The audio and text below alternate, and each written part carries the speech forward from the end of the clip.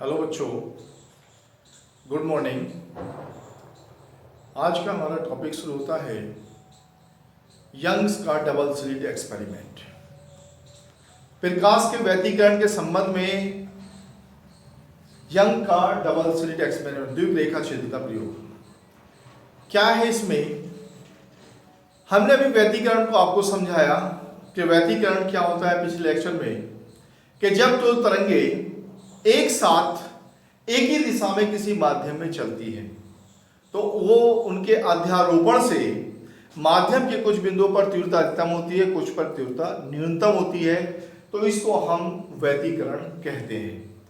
अब हम ये चाहते हैं कि व्यतिकरण हम पर्दे पर कैसे देखें, पर्दे पर हम कैसे देख सकते हैं व्यतिकरण को। तो व्यतिकरण को पर्दे पर देखने के लिए जो सर थॉमस यंग ने अपना डबल स्लिट का एक्सपेरिमेंट का प्रयोग किया और उसके द्वारा फिर पर्दे के व्यतिकरण को प्रकाश के व्यतिकरण को उन्होंने पर्दे पर दिखाया। ठीक है, यह प्रयोग था क्या, कैसे प्रयोग किया।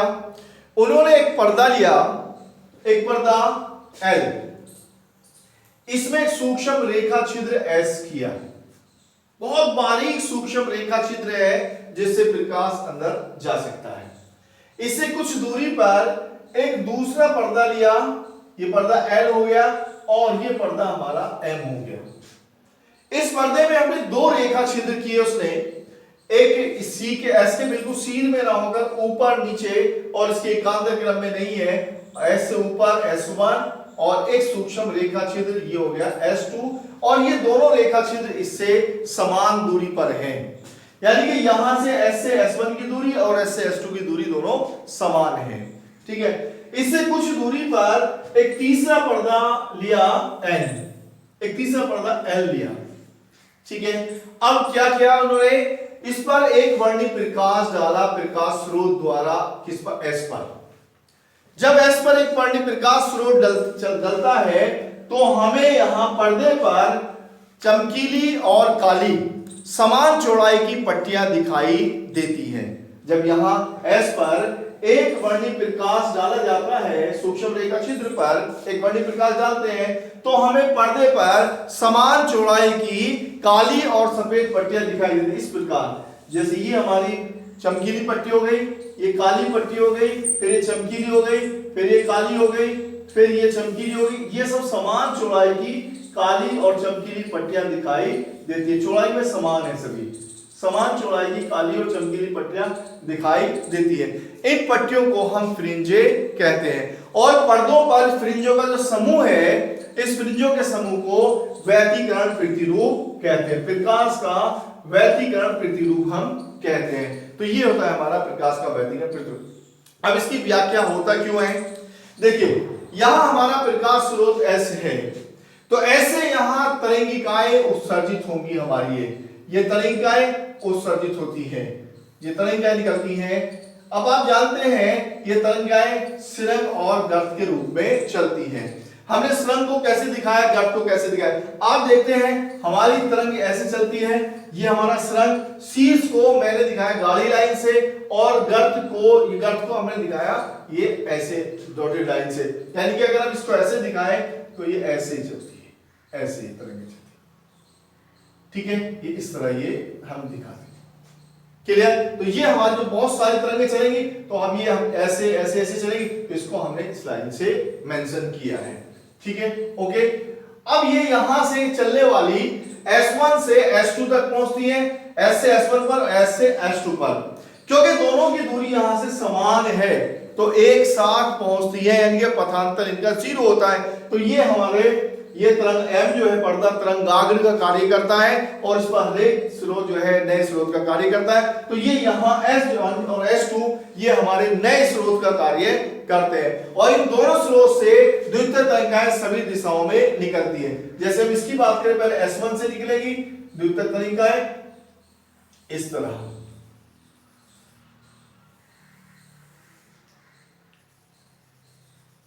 ये निकलेगी, फिर S2 से निकलेगी, ये देखिए,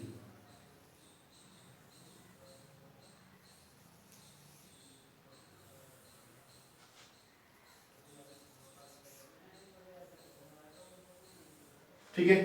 अब आप देख रहे हैं इसमें सिरंग सिरंग गर्त गर्त और सिरंग और गर्त मिल रहे हैं। तो जहां पर सिरंग सिरंग या गर्त गर्त मिलते हैं, ये सिरंग सिरंग गर्त गर्त ये मिलते हैं, यहां पर तीव्रता अधिकतम होती है। और जहां पर सिरंग और गर्त मिलते हैं वहां पर तीव्रता न्यूनतम होती है। यहां पर ब्राइट और यहां पर डार्क। उसके बाद आगे सिरंग सिरंग गर्त गर्त मिले तो यहां पर ये तीव्रता अधिकतम होगी ब्राइट, और फिर सिरंग और गर्त ये मिलते हैं यहां पर डार्क होगी। इसलिए देखिए सिरंग और गर्त मिल रहे हैं, सिरंग और गर्त मिलने पर यहां पर होगी डार्क, और यहां सिरंग सिरंग गर्त गर्त मिल रहे और यहां पर तीव्रता अधिकतम होगी। तो इस तरह ये हमारी एकांतर क्रम में bright dark bright dark bright dark bright ये फ्रिंजें दिखाई देती हैं, पट्टियां बनती हैं। इनको हम फ्रिंजों का व्यतिकरण प्रतिरूप कहते हैं। तो ये इसका व्याख्या है। अब हम निकालेंगे इस फ्रिंज की चौड़ाई के लिए व्यंजक या इसके फ्रिंज की दूरी क्या होती है। अब देखिए इसका हम निकालते हैं फ्रिंज की चौड़ाई के लिए व्यंजक कैसे हम निकालते हैं फ्रिंज की चौड़ाई के लिए। अब देखिए डिस्कस करते हैं इसके बारे में। पहले हमने यहां लिया एक पर्दा, ये हमारा L एक पर्दा है, इसमें सूक्ष्म रेखा छिद्र S है। यहां एक दूसरा पर्दा कुछ दूरी पर लिया हमने M, और इसमें दो रेखा छिद्र, एक S1 और एक लिया हमने ये S2। ठीक है, दोनों के बीच की दूरी ज्यादा नहीं होनी चाहिए, ये इनके बीच की दूरी होगी D। ये कहलाती है सिलेटों के बीच की दूरी। S1 S2 क्या है हमारी सिलेटों के बीच की दूरी। यहां से एक तीसरा पर्दा ये हमारा N है, और इससे पर्दे की दूरी ये हमने ले ली यहां से कैपिटल D। ठीक है, अब यहां किसी बिंदु P पर पर्दे पर हमें देखना है कि यहां पर अगर दीप्त बनना है अदीप्त बनना है तो उसकी स्थिति क्या होगी। ये हमारा पर्दा हो गया, ये बिंदु हमने इस पर P ले लिया। ठीक है, या आप क्या करते हैं यहां से इसका लंबवर्धक, ये हमारा लंबवर्धक हो गया, ये होगा C, और इसका S1 S2 का लंबवर्धक हम यहां पर खींच लेते हैं। ये इसका लंबवर्धक हो गया, ये बिंदु O पर मिलता है। अब सपोज करो O से P की दूरी यहां से हमने मान ली x। ठीक है, ये हमारा हो गया। अब यहां S1 से जो तरंग चलती है वो P तक कितनी दूरी तय करेगी S1P, और S2 से जो तरंग चलेगी वो P तक दूरी करेगी वो S2P। ये दूरी तय करेगी हमारी S2P दूरी तय करती है S1 से। अब आप देख रहे दोनों के पथों में अंतर है, पथांतर है, तो यहां से S1 से इस पर हमने लंब डाल दिया S2A, तो पथांतर कितना हो जाएगा, ये हो जाएगा। ठीक है, S1 से चलने वाली तरंग P तक S1P दूरी तय करती है, और S2 से चलने वाली तरंग P तक S2P दूरी तय करती है। तो इनके पथों की पथांतर कितना हो जाएगा, पथांतर बराबर होगा हमारा S2P माइनस S1P। ये S2 से P तक की दूरी माइनस S1 से P तक की दूरी, ये पथांतर आ जाएगा। अब हम यहां क्या करते हैं, यहां से हमने लंब डाल दिया, लंब डालने पर ये वाली दूरी यहां से यहां तक की और यहां से बराबर हो गई, तो पथांतर हमारा क्या हो गया S2A हो गया। तो S1 से S2P पर लंब हमारा क्या है S1A है। ठीक है, अतः पथांतर कितना हो जाएगा, पथांतर बराबर हो जाएगा हमारा S2A बराबर S2P माइनस S1P के बराबर हो जाएगा। ठीक है, ये हमारा पथांतर आ गया। अब यहां से मैंने इसको मिलाया, और यहां से ये जो हमारा कोण थीटा है, तो ये कोण भी कितना हो जाएगा, थीटा हो जाएगा, क्योंकि यहां से इसमें विस्थापन कोणीय कितना हो जाएगा, थीटा कोणीय विस्थापन हो जाता है। अब हमारे पास यहां दो त्रिभुज हैं, एक त्रिभुज हमारे पास ये S1A S2, और एक त्रिभुज हमारे पास है COP। ये एंगल हमारा 90 डिग्री है, ये वाला एंगल हमारा ये भी कितना है 90 डिग्री है, एक कोण बराबर हो गया। ये एंगल हमारा थीटा है, ये एंगल हमारा थीटा है, दो कोण बराबर हो गए। जब त्रिभुज के दो कोण बराबर हो गए तो तीसरा कोण बराबर हो जाएगा, ये वाला कोण इस कोण के बराबर हो जाएगा। तो ये हमारा एक त्रिभुज कैसे हो गए, समरूप हो गए। तो दोनों त्रिभुज S1A S2, त्रिभुज S1A S2 तथा त्रिभुज ये हमारा COP ये हमारे समरूप हैं। अब जब समरूप होते हैं त्रिभुज तो आप जानते हैं उनकी भुजाएं अनुपातिक होती हैं। अब यहां इसकी भुजा मैंने ले ली ये वाली जिस पर 90 डिग्री बन रहा है कोण के सामने वाली, और 90 के सामने वाली S1 S2, तो ये हो गया S2a बटे S1 S2। अब वही भुजाएं इसकी लेंगे। अब यहां 90 वाली हमने ली कोण के सामने वाली, कोण ये इसके 90 और 90 की ये वाली ये OP, ये किसके बराबर हो गई हमारी OP बटे अब ये वाली भुजा होगी हमारी ये जिस पर कोण बन रहा है उसके 90 के सामने वाली, तो ये होगी हमारी CP, तो ये होगी हमारी CP के बराबर होगी। अब आप जानते हैं क्योंकि कोण बहुत छोटा है यानी कि CP को हम इसके बराबर लगभग लिख लेंगे, चूंकि CP लगभग बराबर हम लिख लेंगे OC के बराबर, ये हमारी होगी OC के बराबर हमने लिख दिया। तो हमारा फार्मूला हो गया S2a बटे S1 S2 is equal to OP बटे OC। ओके, अब आपको पता है OC हमारी ये D के बराबर है, चूंकि OC बराबर किसके है कैपिटल D, S1 S2 है स्मॉल d, S1 S2 बराबर स्मॉल d, और तीसरा ये हमारा OP बराबर x, OP बराबर ये x के बराबर है।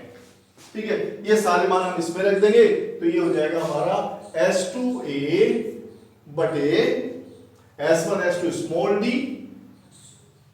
S1 S2 स्मॉल d, और OP जो है ये हमारा x है, और ये हमारा हो जाएगा OC बराबर कैपिटल D, OC बराबर कैपिटल D, कैपिटल D के बराबर हो गया। तो ये हो गया हमारा पथांतर S2a बराबर x into D upon capital D, ये हो गया हमारा पथांतर का आ गया समीकरण नंबर 1। ठीक है, ये आ गया हमारे पथांतर। ओके, अब आप जानते हैं अब हम दीप फ्रिंज और अदीप फ्रिंज के लिए निकालेंगे पथांतर। तो पहले हम बात करते हैं दीप फ्रिंज के लिए समकोसी व्यतिकरण के लिए। तो हम पहले लेते हैं समकोसी व्यतिकरण के लिए क्या कंडीशन आएगी। अब देखिए समकोसी व्यतिकरण के लिए पहले हम लेते हैं समकोसी व्यतिकरण के लिए, समकोसी व्यतिकरण के लिए, व्यतिकरण के लिए। अब आप जानते हैं जब समकोसी व्यतिकरण होता है, कंस्ट्रक्टिव व्यतिकरण होता है, तो उसके लिए हमारा पथांतर m लैम्डा होता है। तो इसके लिए पथांतर हमारा क्या हो जाएगा, पथांतर बराबर हो जाएगा m लैम्डा, और m का मान होता है 1 2 3 4, ये सारी चीजें होती हैं m की। अब वहां से मान रख दो पथांतर की जगह, तो हो जाएगा m lambda is equal to x into D upon D. तो x बराबर हो जाएगा m into D lambda upon small D, समीकरण नंबर 2। अब ये आ गया हमारे x का मान, यहां से O से x दूरी P बिंदु पर। अब हम ये देखेंगे m बराबर 1 रखेंगे तो पहली के लिए, दूसरी के लिए, तीसरी के लिए मिल जाएगा। तो m बराबर 0 भी आएगा, 0 1 2 3, 0 1 2 3 ये आता है इसमें। ठीक है, अब यहां इसमें उसके लिए m बराबर 0 रखने पर, जब m बराबर 0 रखेंगे तो x बराबर कितना आ जाएगा हमारा 0, m को 0 कहें x बराबर 0, और जब x बराबर 0 आ गए तो O पर आ गए, तो O पर जो है हमारा दीप्त फ्रिंज दिखाई दे, क्योंकि हम ले रहे दीप्त के लिए कंडीशन, तो O पर हमारा दीप्त होगा, इसलिए केंद्रीय फ्रिंज हमारी दीप्त होगी। तो केंद्रीय फ्रिंज क्या होगा, केंद्रीय फ्रिंज हमारी ये दीप्त होगी, केंद्रीय फ्रिंज हमारी दीप्त होगी। तो हमारी केंद्रीय फ्रिंज होगी वो दीप्त होगी। अब m बराबर 1 रखें, m बराबर 1, जब m बराबर 1 रखेंगे तो यहां से इसकी दूरी आ जाएगी, m बराबर 2 रखेंगे दूसरी की दूरी आ जाएगी, m बराबर 3 रखेंगे तीसरी की, यानी कि यहां से दूरियां आती चली जाएंगी। ठीक है, m बराबर पहली की दूरी, m बराबर 2 रखेंगे दूसरी की दूरी, m बराबर 3 रखेंगे यहां तक कि तीसरी की दूरी आ जाएगी। ठीक है, तो m बराबर 1 रखने पर x बराबर हो जाएगा d lambda upon small d, ये हो जाएगी केंद्रीय फ्रिंज से प्रथम दीप्त की दूरी, ये आ जाएगी हमारे पास। इसे निकाला m बराबर 2 रखेंगे दूसरी क्या आ जाएगी, m बराबर 3 रखेंगे तीसरी की, और m बराबर 4 रखेंगे, m बराबर 2 और m बराबर 3, इसी तरह हमें मिलती चली जाएगी। ओके, ये तो आया हमारा दीप्त के लिए। अब हम बात करते हैं विनाशी व्यतिकरण के लिए। विनाशी के लिए, विनाशी व्यतिकरण के लिए क्या कंडीशन होगी? ठीक है, विनाशी के लिए आप जानते हैं हमारा पथांतर जो होता है 2m माइनस 1 लैम्डा बाई 2 होता है। तो विनाशी व्यतिकरण के लिए हमारा पथांतर हो जाएगा 2m माइनस 1 लैम्डा बाई 2 और m बराबर होगा 1 2 3 4, ये हो जाएगा हमारा। ठीक है, ये कंडीशन थी हमने तो कल डिस्कस की थी। अब यहां पर इसको पथांतर हो गए, अतः 2m माइनस 1 लैम्डा बाई 2 बराबर x into D upon D, क्योंकि ये हमारा फार्मूला S2A पथांतर बराबर होता है x into D upon capital D होता है। तो यहां से हम x का मान निकालेंगे तो x बराबर हो जाएगा d की गुणा इधर हो जाएगी 2m minus 1 upon 2 d lambda upon small d हो जाएगा। ठीक है, अब यहां पर m बराबर 1 रखें, m बराबर 1 रखने पर जब m बराबर 1 रखेंगे तो यहां o से, क्योंकि x o से तो दूरी है, यानी कि o से पहली अदीप की दूरी मिलेगी। m बराबर 2 रखेंगे, दूसरी अदीप की दूरी यहां से दूरी मिलेगी। m बराबर 3 रखेंगे, तीसरी अदीप की दूरी मिलेगी। ठीक है, तो पहली केंद्रीय फ्रिंज से, केंद्रीय दीप से, दीप्त फ्रिंज से पहली अदीप की दूरी, पहली अदीप्त की दूरी, अदीप्त फ्रिंज की दूरी, फ्रिंज की दूरी क्या मिल जाएगी? ये हो जाएगी हमारा 1 रखेंगे, 2 क्या 2, 2 में से क्या 1/2, तो x1 बराबर आ जाएगी हमारी d lambda upon 2d, d lambda upon 2d आ जाएगी। ठीक है, अब m बराबर 2 रखें, m बराबर 2 रखने पर तो क्या मिल जाएगी हमें? ये दूसरी की दूरी, दूसरी अदीप की दूरी x2 बराबर d lambda 3/2 d lambda upon small d, ये मिल जाएगी। तो ये मिल जाएगी हमें 3 रखेंगे, तीसरी के लिए 3 रखेंगे, 3 दूनी 6 में से 5/2 आ जाएगा। और इसी तरह हम अगली फ्रिंजों की दूरी यहां से केंद्रीय फ्रिंज से निकालते चले जाएंगे। अब फ्रिंज की चौड़ाई क्या होती है? किन्हीं दो किरमागत फ्रिंजों के बीच की दूरी। जैसे हमारी दीप्त बन रही है, पहले हमारी दीप्त बनती चली जा रही है, यहां से दीप्त बनती चली जा रही है। ठीक है, अगर हम अगली में से पहली वाली की दूरी घटा दें तो हमें उसकी चौड़ाई मिल जाएगी। तो हम क्या करेंगे? m+1वीं दीप्त में से या n+1वीं अदीप्त में से उससे पहली वाली की फ्रिंज की दूरी घटा देंगे।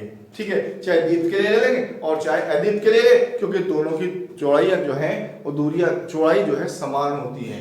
ठीक है, अब अगला हेडिंग लिखेंगे फ्रिंज की चौड़ाई, फ्रिंज की चौड़ाई, फ्रिंज की चौड़ाई, फ्रिंज विड्थ, फ्रिंज की चौड़ाई, fringe width, FIRING, fringe width, fringe की चौड़ाई। फ्रिंज की चौड़ाई कैसे निकालेंगे? माना m+1v, m+1v दीप्त फ्रिंज की स्थिति, दीप्त फ्रिंज की स्थिति, फ्रिंज की स्थिति हम निकालें, स्थिति xm+1 बराबर हो जाएगी m+1 d lambda upon small d, m की जगह हो जाएगा m+1 और mv दीप्त फ्रिंज की दूरी, स्थिति xm बराबर हो जाएगी m into d lambda upon small d हो जाएगी। ठीक है, अब क्या करो? m+1v में से m भी घटा देंगे तो 1 आ जाएगी, एक फ्रिंज की दूरी है। जैसे तीसरी में से दूसरी घटा दे तो जो तीसरी वाली फ्रिंज है उसकी चौड़ाई जाएगी, दूसरी में से पहले घटा दूसरी की चौड़ाई आ जाएगी, यानी कि दूसरी की स्थिति में से पहली की स्थिति घटा दो तो उसकी चौड़ाई आ जाएगी दूसरी वाली की। पांचवी में से चौथी की, पांचवी की दूरी में से चौथी की दूरी घटा दे तो पांचवी की स्थिति आ जाएगी। सपोज करो यहां से पांचवी की, चौथी की दूरी तो ये हो गई, पांचवी की दूरी ये हो गई। ठीक है, तो पांचवी में से चौथी को घटा देंगे तो चौड़ाई आ जाएगी। इस तरह हम निकालेंगे, यहां से m+1v में से mv को घटा दें तो फ्रिंज की चौड़ाई, फ्रिंज की चौड़ाई, चौड़ाई w बराबर हो जाएगी, w बराबर xm+1 माइनस xm, तो w बराबर हो जाएगी xm+1 m+1 d lambda upon small d minus अब m की रखेंगे xm का मान m into d lambda upon small d। Okay, d lambda upon d इसमें से कॉमन ले देंगे तो ये हो जाएगा m+1 minus m into d lambda upon small d, m से m कट गया तो w बराबर आ जाएगा हमारा d lambda upon small d। ये आ जाएगी हमारी फ्रिंज की चौड़ाई। ठीक है, तो फ्रिंज की चौड़ाई सभी जो है, अगर दीप अदीप के लिए लेंगे तो अदीप की निकाल लो एम बी प्लस 1 की स्थिति, फिर एम बी की स्थिति अदीप के लिए ले लेंगे और फिर उसमें से घटा देंगे एम प्लस 1 में से, तो उत्तर भी ये आएगा डब्ल्यू बराबर D lambda upon small D, क्योंकि समान चौड़ाई की दीप और अदीप फ्रिंज जो होती है वो समान चौड़ाई की होती है, तो इसलिए डब्ल्यू बराबर D lambda upon small D. अब हम निकालें इसकी कोणीय चौड़ाई। ये पहले हम कोणीय स्थिति निकाले, तो कोणीय स्थिति थीटा बराबर x अपॉन कैपिटल डी, लंबा डे आधा, तो कोण बहुत छोटा है तो tan थीटा बराबर हमारा थीटा हो जाएगा। इसलिए क्या हो जाएगा यहां पर फ्रिंज की चौड़ाई, कोणीय चौड़ाई एम बी फ्रिंज की कोणीय चौड़ाई, दीप के लिए ले लो चाहे अदीप के लिए ले लो। ठीक है, तो हम पहले दीप के लिए निकालें। दीप के लिए एम बी दीप फ्रिंज की कोणीय स्थिति theta M is equal to XM upon D,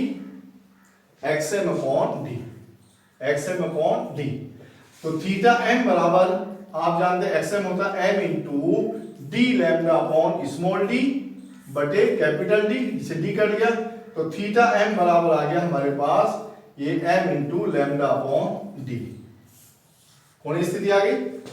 अगर m प्लस 1v की निकाले, इसी प्रकार m1 प्लस 1v की स्थिति बराबर हो जाएगी थीटा m प्लस 1 बराबर m plus 1 into lambda upon D, ये आ जाएगी उससे अगली वाली कोणीय स्थिति कोण। ठीक है, अब क्या करो, कोणीय चौड़ाई क्या हो जाएगी, फ्रिंज की कोणीय चौड़ाई, तो इसमें से इसको घटा देंगे, तो फ्रिंज की कोणीय चौड़ाई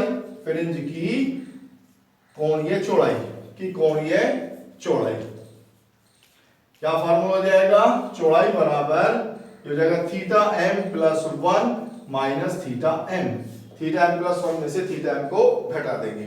ठीक है, तो यहां लिख लेता हूं मैं, तो ये हो जाएगी थीटा बराबर हो जाएगी, थीटा बराबर इसका मान हमारा M plus 1 lambda upon D minus M into lambda upon D, यहां से लैम्डा अपॉन डी कॉमन हो जाएगा, तो m plus 1 minus M into lambda upon D, m से m कट गया तो जाएगी लैम्डा अपॉन डी, तो इसलिए थीटा बराबर आ गया लैम्डा अपॉन डी, ये आ गई इसकी कोणीय चौड़ाई फ्रिंज की।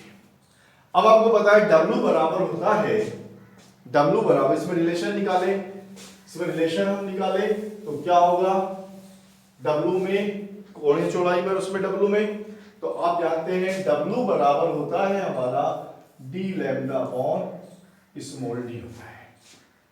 ठीक है, और लैम्डा अपॉन d थीटा हो गया, तो ये जाएगा W बराबर ये हो गया हमारा d थीटा, तो थीटा बराबर हो गया W अपॉन d, तो एक फार्मूला का थीटा बराबर W अपॉन d, ये रिलेशन हो गया कोणीय यानी कि फ्रिंज की कोणीय चौड़ाई और उसकी देखिए चौड़ाई यानी फ्रिंज की चौड़ाई में और उसमें कोणीय चौड़ाई में ये रिलेशन होगा थीटा बराबर W अपॉन डी। तो ये था हमारा यंग का रेखा छिद्र का प्रयोग, वेरी इंपॉर्टेंट है, ये बहुत पूछे जाता है एग्जाम में। ठीक है, फिर नेक्स्ट लेक्चर में हम आपको ऑब्जेक्टिव क्वेश्चन देंगे और कुछ न्यूमेरिकल्स देंगे। Thank you very much.